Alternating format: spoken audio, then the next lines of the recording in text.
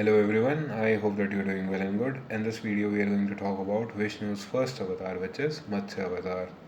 Matsya, the fish who carried the world through the dark. In the final years of an age when the rhythm of the cosmos slowed and the world moved quietly towards its inevitable turning, Vaivasvata Manu lived as a solitary keeper of order, rising each dawn to perform his sacred rites beside the river, offering water to unseen forces that sustained existence. One morning, as the current flowed gently and the sky carried no sign of the catastrophe yet to come, a tiny fish slipped on into his cupped hands as the Manu prepared to release it back into the river. The fish spoke with a voice that seemed both small and immeasurably ancient, asking him not to abandon it to the larger creatures that would surely devour it. Though reason offered no explanation, Manu felt no fear, only a quiet sense of duty, and so he carried the fish home, placing it in a clay vessel to protect it. By the next morning, the fish had grown so large that the pot could no longer contain it. Manu moved it to the larger trough, but within a day the trough too became insufficient. From trough to pond, from pond to river, and finally from river to the ocean.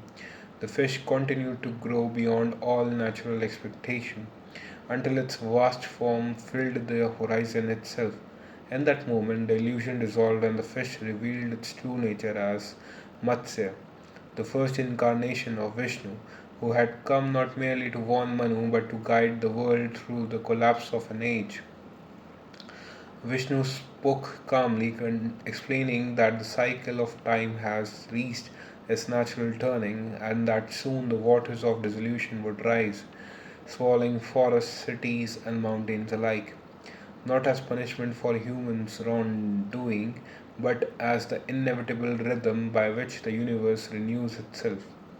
He instructed Manu to build a great vessel strong enough to endure the coming flood and to gather within it the seeds of all living plants, the creatures that would repopulate the earth, and the great sages known as Saptarishis, whose memory preserved the knowledge of the cosmos. The sacred Vedas themselves would also be protected, for when the dissolution began, a demon named Hagriv would attempt to steal the divine knowledge and hide it within the depths of the flood, threatening to erase the wisdom that sustained creation. When the appointed night finally arrived, the sky opened with relentless rains and ocean rose beyond their shores, devouring the lands of the world until only Manu's vessel remained drifting across endless waters beneath the sky emptied of stars. From the depths emerged Matsya once more, vast and radiant, bearing a great horn upon his head. Manu tied the boat to his horn using the mighty serpent Vasuki, and the divine fish guided the vessel steadily through the darkness while the old world vanished beneath the waves. Time seemed suspended as the boat drifted across the cosmic ocean, carrying with it the fragile memory of life itself.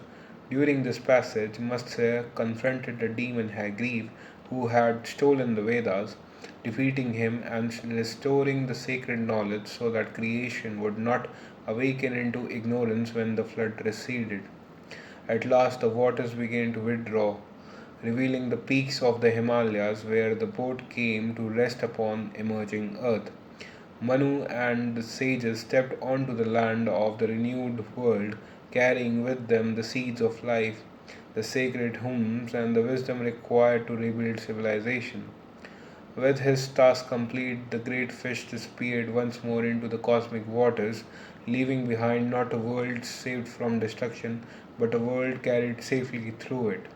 A reminder that the purpose of divine is not always to prevent endings, but to preserve memory and order so that existence can begin again without losing the knowledge of what came before. And with that, we have completed our first avatar of Vishnu. I hope you like it. Thank you for watching.